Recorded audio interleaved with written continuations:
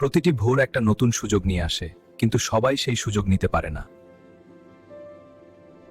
কারণ অধিকাংশ মানুষ ঘুমিয়ে থাকে স্বপ্নে নয়, ভয়ে।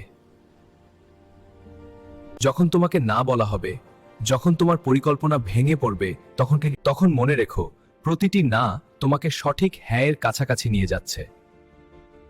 সফলতার কোনো শর্টকাট নেই। যখন পৃথিবী ঘুমিয়ে, তখন চ্যাম্পিয়নরা জেগে থাকে। তারা জানে আজকের ত্যাগই কালকের জয়। তুমি কে?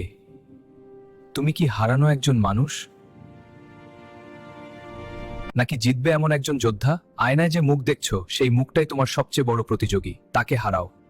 ব্যথা অস্থায়ী, কিন্তু গর্ব চিরস্থায়ী। প্রতিটি পদক্ষেপ, প্রতিটি ঘাম তোমার ভবিষ্যৎ লিখছে। থেমো না।